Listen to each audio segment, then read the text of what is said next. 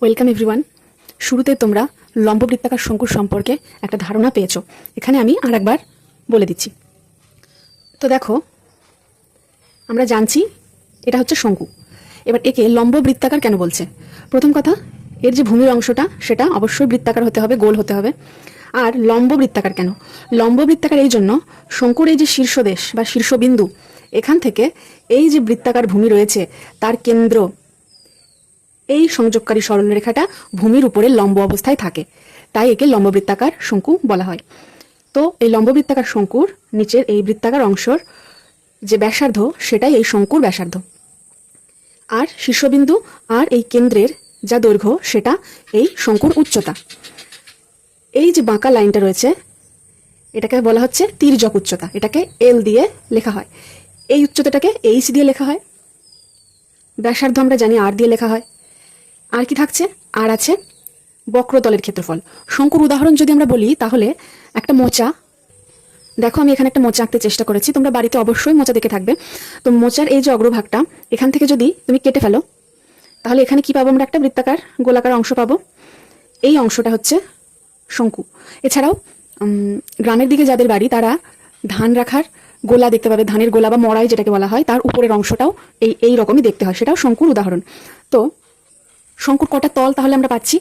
এই মোচাটাকে আমরা কত রকম ভাবে রাখতে পারবো? এখান থেকে কেটে ফেললে এটা যেভাবে রয়েছে সেভাবে রাখতে পারবো, এই গোলাকৃতি অংশটা মাটির উপরে রেখে।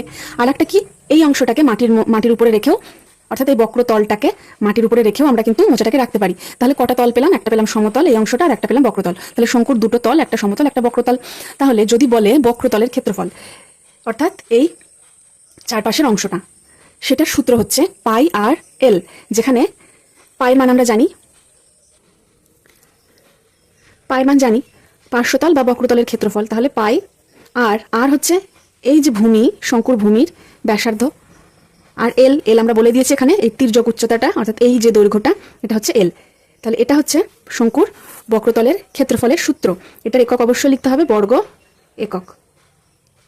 এরপর আসছে সমগ্রতলের ক্ষেত্রফল। তাহলে সমগ্রতল বলতে এই যে বক্রতলটা আমরা পেলাম, তার সাথে কোন অংশটা যোগ হবে?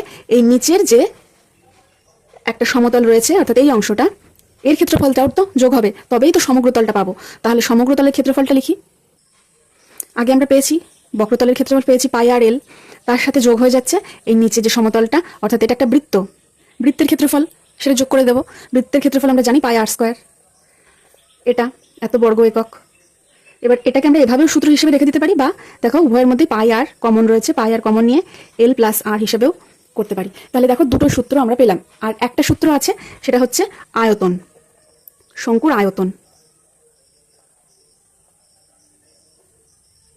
শঙ্কুর আয়তন। এবার দেখো, যদি এটা একটা শঙ্কু হয় যার ব্যাসার্ধ আর এবং উচ্চতা এইচ, এবার আর একটা আমরা চোঙ নিলাম, এটা হচ্ছে চোঙ, পাইপ, যে কোনো পাইপ, সেটা হচ্ছে চোঙের উদাহরণ। এরও এই ভূমির ব্যাসার্ধ হচ্ছে আর, এবং এই উচ্চতাটা, অর্থাৎ এই ডিস্টেন্সটা বা এটা হচ্ছে এইচ। এদের দুজনেরই কি ব্যাসার্ধ এক ভূমিতলের, আর উচ্চতাটা একই এইচ। তাহলে এই শঙ্কুর মধ্যে যদি আমরা জল ভর্তি করি, সেই জলটা যদি এই চোঙের মধ্যে ঢালি, তাহলে আমাদের 3 বার জল ঢালতে হবে, তবে এই চোঙটা ভর্তি হবে। এই শঙ্কুতে জল ভর্তি করে যদি আমরা চোঙের মধ্যে ঢালি, তাহলে 3 বার আমাদের জল ঢালতে হবে, তবে এটা ভর্তি হবে। অর্থাৎ এর যা আয়তন, তাকে 3 দিয়ে ভাগ করলে এটা পাবো, এর আয়তন পাবো। তাহলে এর আয়তন আমরা জানি কি? এর আয়তনটা এই ভূমির ক্ষেত্রফল পাই আর স্কোয়ার এইচ, তার 1/3 করে দিলে আমরা চোঙের আয়তন পাবো। তাহলে চোঙের আয়তন কি হবে? 1/3 পাই আর স্কোয়ার এইচ এত ঘন একক। এই চ্যাপ্টারে মাত্র এই 3টে সূত্র নিয়েই অঙ্কগুলো খুব সোজা, কিন্তু ক্যালকুলেশনগুলো একটু টাফ। তাই তোমাদের কাজ অঙ্কগুলো এখান থেকে করে নিয়ে খুব করে বাড়িতে ক্যালকুলেশন প্র্যাকটিস করা। কারণ এই অঙ্কই, এই সংখ্যা দিয়েই নিশ্চয়ই দেবে না পরীক্ষায়, সংখ্যাটা হয়তো পাল্টে একই অঙ্ক দিয়ে দিল, তখন যাতে তোমরা করে আসতে পারো। তো চলো আর কথা বলবো না, কষে দেখি ষোলোর 1 নম্বর অঙ্ক শুরু করি। আমি একটি মুখবন্ধ লম্ববৃত্তাকার শঙ্কু তৈরি করেছি, যার ভূমির ব্যাসার্ধের দৈর্ঘ্য এত সেন্টিমিটার এবং তির্যক উচ্চতা এত সেন্টিমিটার। ওই শঙ্কুর পার্শ্বতলের ক্ষেত্রফল আর সমগ্রতলের ক্ষেত্রফল হিসাব করি। সব বলে দিয়েছে, সূত্রে ফেলবো, অঙ্ক হবে।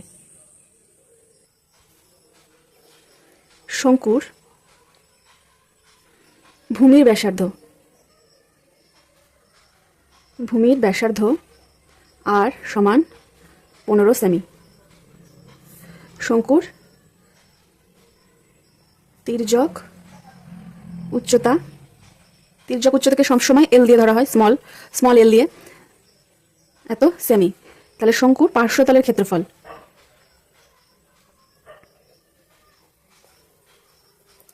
ক্ষেত্রফলের সূত্র একটু আগে আমরা পড়েছি, পাই আর এল বর্গ সেমি। তাহলে মান বসিয়ে দেবো 22/7 আর 15 এল 24 এত বর্গ সেমি। দেখো ক্যালকুলেশন কিন্তু শুরু হয়ে গেছে, এখানে কিচ্ছু কাটাকাটি যাচ্ছে না। 22, 15, 24 সিম্পলি গুণ করে দিতে হবে, তারপর সেটাকে 7 দিয়ে ভাগ করে দিতে হবে। তাহলে এটাকে গুণ করলে আমরা পাবো এত 22/7 এত বর্গ সেমি। এই গুণ কিন্তু আমি করে দেখাবো না, এটা তোমরা ক্লাস 1 থেকে করছো, গুণ এখন তো পারতেই হবে। আর এটা ভাগ করলে এটা পাবো, ঠিক আছে, এত বর্গ সেন্টিমিটার। এবার বলেছে সমগ্র তলের ক্ষেত্রফল। তাহলে শঙ্কুর সমগ্র তলের ক্ষেত্রফল সমান পাই আর এল প্লাস পাই আর স্কোয়ার এত বর্গ সেমি। পাই আর এল এর মান কিন্তু আমরা পেয়ে গেছি, এটা লিখে দিলাম, প্লাস পাই আর স্কোয়ারের মানটা বের করবো। আর ছিল 15 × 15 এত বর্গ সেমি। এটা ক্যালকুলেশন করব, গুণ করলে পাবো, ভাগ করে দেব,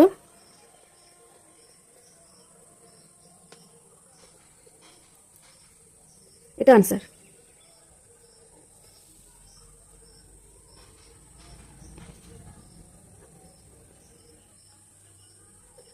এটা 7 হবে, 3 আর 4 7 হবে। নেক্সট, শঙ্কুর আয়তন নির্ণয় করি যখন ভূমির ক্ষেত্রফল আর উচ্চতা বলা আছে, আর ভূমির ব্যাসের দৈর্ঘ্য আর তির্যক উচ্চতা বলা আছে। দুটো ক্ষেত্রেই আয়তন বের করতে হবে। ধরি শঙ্কুর উচ্চতা h সমান 2.4 মিটার আর ভূমির ব্যাসার্ধ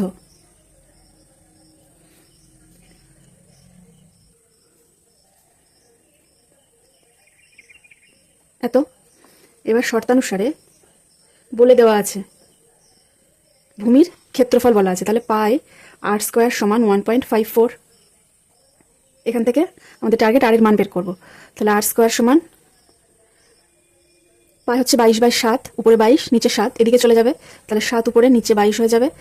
এখানে কি করব, দশমিকটা তুলে দিলাম নিচে, দশমিকের জন্য 1 আর দুটো সংখ্যার জন্য দুটো শূন্য বসালাম।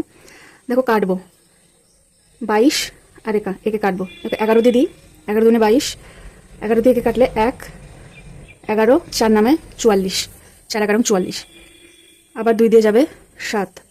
তাহলে আর স্কোয়ার সমান পাচ্ছি উপরে 7 গুণ 7 আর নিচে 100, অতএব আর এর মান পাচ্ছি 7/10। ব্যাসার্ধ পেয়ে গেলাম, তাহলে আয়তন সহজ, উচ্চতাও বলা আছে। তাহলে শঙ্কুর আয়তন 1/3 পাই আর স্কোয়ার h, মান বসাবো 1/3 পাই 22/7 আর 7/10 h 2.4। দেখো এটার মান দশমিক তুলে 10 করলাম, 3 দিয়ে কাটলে 3 8 24, 7 বাদ, আর কি কাটবে, 2 দিয়ে কাটলে 5, 2 দিয়ে 4, আবার 2 দিয়ে 2, এটাকে কাটবো 5, 10 আর 22 দেখো হবে, 2 দিয়ে 11, 2 দিয়ে 5, তাহলে নিচে 3টে 5, 5 গুণ 5 গুণ 5, আর উপরে থাকছে 11, 7 আর 2 এত ঘনমিটার।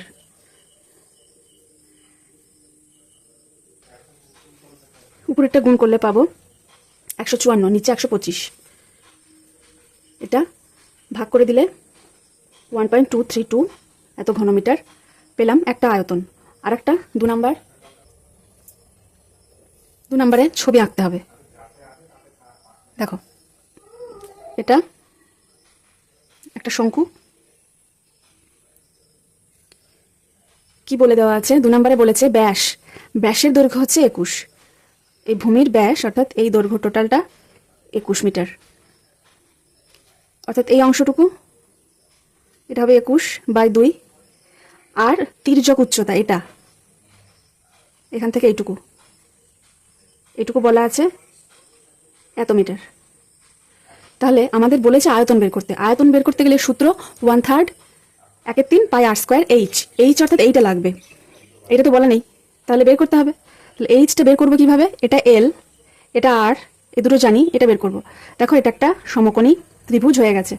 এ ও বি সমকোণী ত্রিভুজের অতিভুজ জানি, ভূমি জানি, লম্বটা বের করতে হবে। তাহলে লম্ব অর্থাৎ উচ্চতা এ ও লিখব, ত্রিভুজ এ ও বি সমকোণী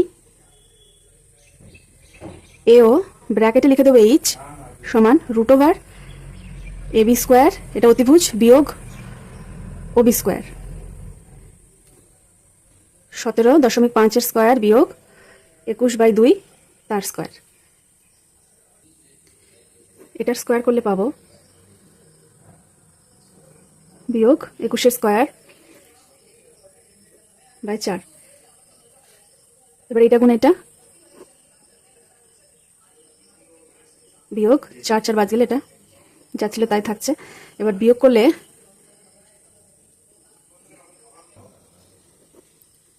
784 বাই নিচে 4 ছিল 4।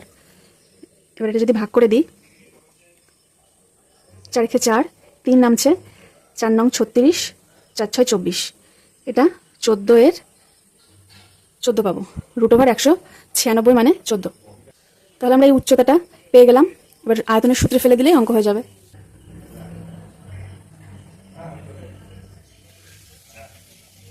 শঙ্কুর উচ্চতা 1/3 πr², আর হচ্ছে 21/2, এইচ এক্ষুনি বের করলাম 14,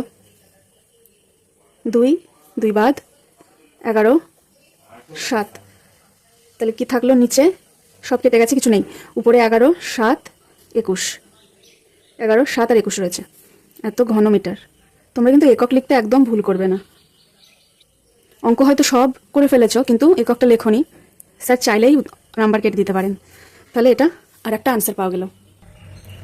আমি না একটি সমকোণী ত্রিভুজ অঙ্কন করেছে, যার সমকোণ সংলগ্ন বাহু দুটির দৈর্ঘ্য 15 সেমি ও 20 সেমি।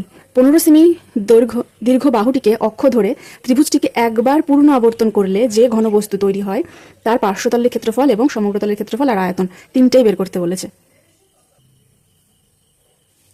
একটা সমকোণী ত্রিভুজ যার সমকোণ সংলগ্ন বাহু একটা 15 সেমি, একটা 20 সেমি, আর 15 সেমি দৈর্ঘ্য যে বাহুটার সেটাকে অক্ষ ধরতে হবে। তাহলে এটাকে 15 ধরি, এটাকে 20 ধরি। তাহলে 15 সেমি অক্ষ যে বাহুটা সেটাকে অক্ষ ধরে এই ত্রিভুজটাকে একবার ঘুরিয়ে দিয়েছে। তাহলে কি পাচ্ছি আমরা? শঙ্কু পাচ্ছি।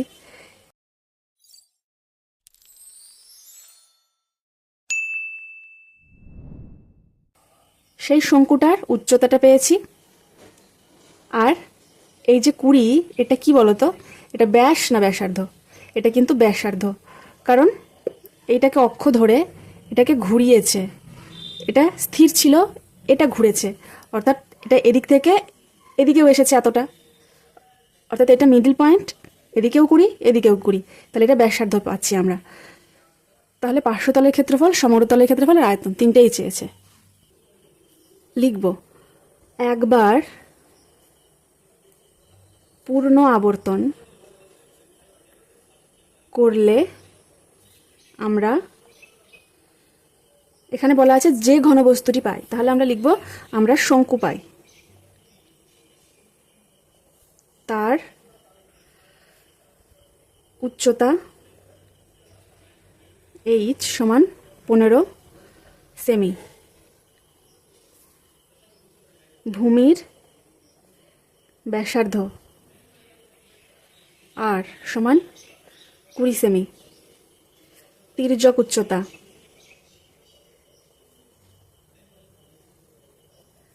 সমান এল। দেখো এটা এ ও বি যদি ধরি, এটা একটা সমকোণী ত্রিভুজ বলাই আছে আগের থেকেই, তাহলে এটা আমাদের দরকার। তাহলে এ বি সমান কী পাবো, এটা অতিভুজ, তাহলে লম্ব স্কোয়ার প্লাস ভূমি স্কোয়ার, তার যদি রুট করে দিই তাহলে আমরা অতিভুজ পাবো। তাহলে 15 স্কোয়ার প্লাস 20 স্কোয়ার এত সেমি সমান 15 15 225 প্লাস 400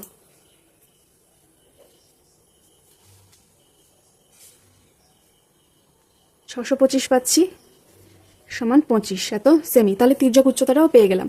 এবার একটা একটা করে সূত্রে বসাবো। প্রথমে বলেছে পার্শ্বতলের ক্ষেত্রফল। পার্শ্বতলের ক্ষেত্রফলের সূত্র পাই আর এল। তাহলে লিখি পার্শ্বতলের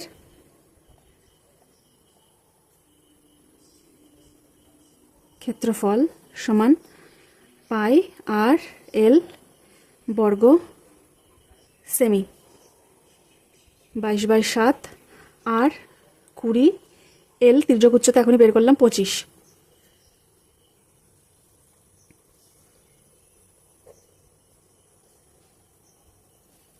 এটা ভাগ করব,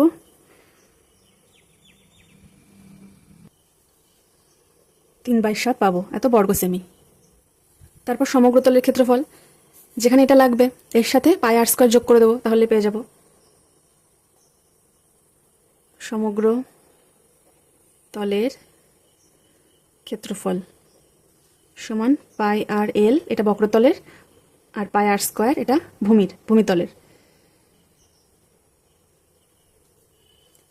এটা লিখে দিলাম। আর এটা 22/7 ইন্টু আর হচ্ছে 20 ইন্টু 20। দেখো এখানে এর জায়গায় এটা লিখতে পারি, এটা শুধুমাত্র ক্যালকুলেশনের স্বার্থে সুবিধার জন্য করে নিলাম। প্লাস এটা হবে 2 দুগুণে 4, এটা 400 গুণ 22 এত বর্গ সেমি। এবার উপরটা যোগ করে দেব,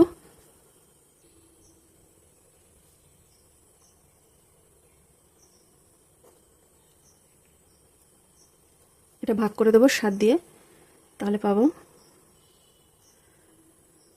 4/7 এত বর্গ সেমি। 4/7। নেক্সট 4 নাম্বার, কোনো শঙ্কুর উচ্চতা ও তির্যক উচ্চতা যথাক্রমে 6 সেমি আর 10 সেমি হলে শঙ্কুটির সমগ্র তলের ক্ষেত্রফল ও আয়তন নির্ণয় করি।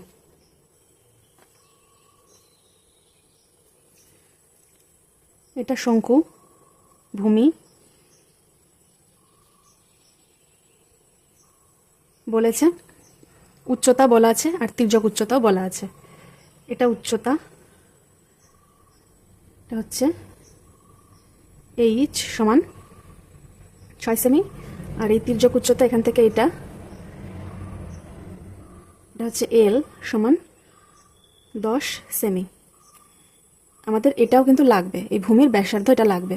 তাহলে এ ও বি যদি নাম দিই ত্রিভুজটার, সমকোণী ত্রিভুজের, তাহলে লিখব সমকোণী ত্রিভুজ এ ও বি এর ও বি ব্র্যাকেটে আর লিখব সমান √, অতিভুজের স্কোয়ার বিয়োগ লম্ব স্কোয়ার, তাহলে আমরা ভূমি স্কোয়ারটা পাবো। যেহেতু রুট করে দিচ্ছি তাহলে স্কোয়ার না, আমরা ভূমিটাই পাবো।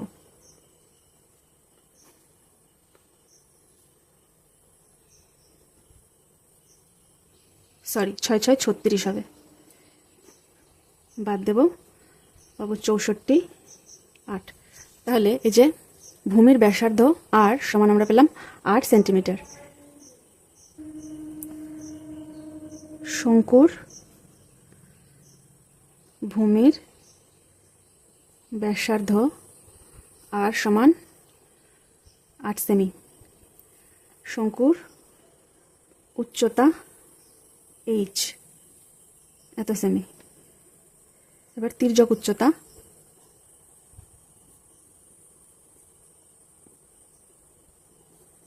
এল সমান এত সেমি। এবার বলেছে শঙ্কুটির সমগ্র তলের ক্ষেত্রফল। শঙ্কুর সমগ্র তলের ক্ষেত্রফল সমান পাই আর এল প্লাস পাই আর স্কোয়ার, এত বর্গ সেমি। তাহলে পাই আর এল প্লাস আর স্কোয়ার। এটা উপরে এটা গুণ করলে পাবো 1760/7, আর এটা 1408/7। নিচে 7, উপরে এটাকে ভাগ করলে পাবো, এটাই পাবো, এত বর্গ সেমি। আর শঙ্কুর আয়তন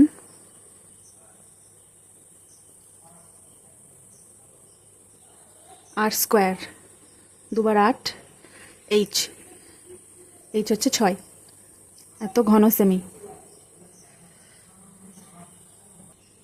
দেখো এত বড় একটা অঙ্ক কিছুই কাটাকাটি যাচ্ছে না, প্রায় শুধু 3 দিয়ে কাটলো। উপরে 22, 8 × 8 = 64, আর 2 সব গুণ করে দেবো, এত পাবো। 7 দিয়ে ভাগ করলে এত ঘন সেমি, এটাই আয়তন। 5 অঙ্ক খুব সোজা। দেখো কোনো লম্ব বৃত্তাকার শঙ্কুর আয়তন এত ঘন সেমি বলে দেওয়া আছে, এবং উচ্চতা 12 সেমি হলে শঙ্কুর তির্যক উচ্চতা কত? অঙ্কে আমাদের আয়তনটা বলে দেওয়া আছে। আয়তনের সূত্রে কি কি আছে? 1/3 পাই আর স্কোয়ার এইচ। আর এর মান লাগবে আর এইচ এর মান লাগবে। এইচ এর মান 12 সেন্টিমিটার, উচ্চতা বলে দেওয়া আছে, আর এর মানটা আমাদের বের করে নিতে হবে। তাহলে এই যদি শঙ্কু হয়, এর উচ্চতাটা 12 সেমি বলা আছে। আমাদের বের করতে বলেছে তির্যক উচ্চতা। এই দৈর্ঘ্যটা এল সমান কত বের করতে হবে। দেখো এলও আমাদের জানা নেই, আরও জানা নেই। এল বের করতে হবে, আর আরটা আমাদের সূত্রতেই লাগবে। তাহলে কি করব? ত্রিভুজটাকে নামকরণ করি এ ও বি। এই সমকোণী ত্রিভুজের ও বি এর মানটা বের করব এ ও আর এ বি এর মাধ্যমে, অর্থাৎ এই 12 আর এল এদের মাধ্যমে এর মানটা বের করে নেব। তারপর উচ্চতা যেখানে রয়েছে, আয়তনের সূত্রে গিয়ে ব্যাসার্ধের জায়গায় এটা আমরা বসিয়ে দেব। তাহলে ত্রিভুজ এ ও বি এর সমকোণী ত্রিভুজ এ ও বি এর এ বি সমান এল ধরি, ব্র্যাকেটে লিখে দেব তির্যক উচ্চতা। ঠিক আছে, অতএব ও বি অর্থাৎ এইটা আর সমান √, অতিভুজ স্কোয়ার বিয়োগ লম্ব স্কোয়ার, এত। এখানেও সেমি। তাহলে ব্যাসার্ধ পেলাম আর তির্যক উচ্চতা ধরে নিয়েছি। শর্তানুসারে 1/3 পাই আর স্কোয়ার, আর এর মান এটা, এর স্কোয়ার এইচ, এইচের মান বলা আছে 12, এটা সমান কত বলা আছে 100 পাই। তাহলে পাই এখানে মানটা বসালাম না, কারণ এখানে দুদিকে পাই বাদ দেবো বলে। তাহলে এটা থাকছে কত, এল স্কোয়ার ইন্টু এটা = 100 × 3। এই 3টা এদিকে চলে যাচ্ছে, আর পাই বাদ চলে যাচ্ছে। দেখো এখানে যদি 3টে এদিকে না গুণ করে দিই, এই 3 আর এই 12 কাটি, তাহলে কিন্তু একটু সোজা হয়ে যাচ্ছে। তাহলে এখানে 12 থাকছে না, 4 থাকছে। তাহলে থাকছে কি 4l স্কোয়ার বিয়োগ 12 স্কোয়ার করলে পাবো 144, 144 × 4 হবে 576, আর এদিকে 100 থাকছে। এই 3টা 12-র সাথে কাটাকাটি করছি, ঠিক আছে, এদিকে গুণ করছি না। 4l স্কোয়ার সমান এটা এদিকে চলে যাবে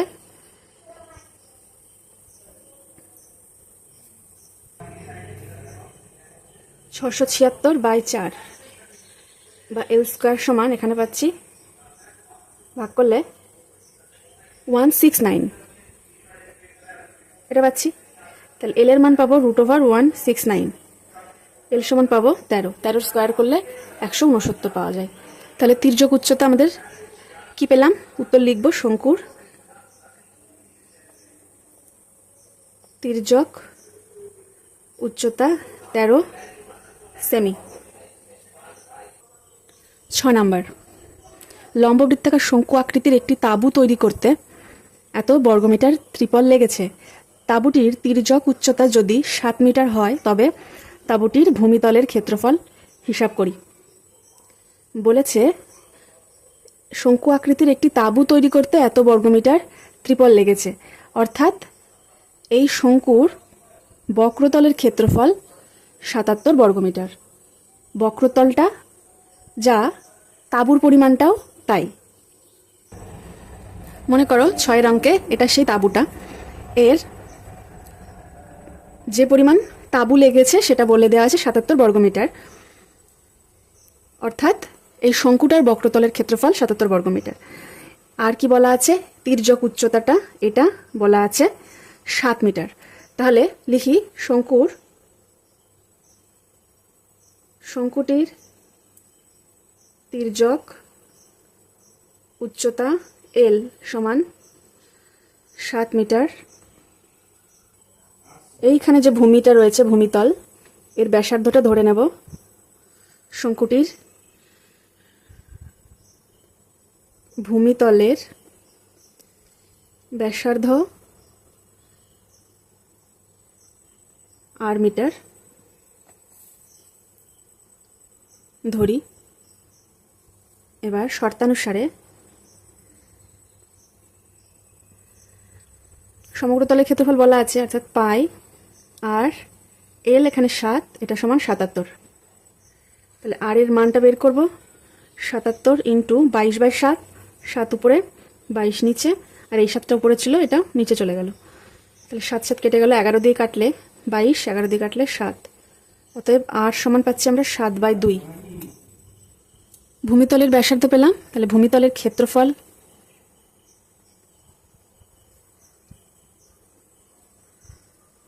সমান পাই আর স্কোয়ার,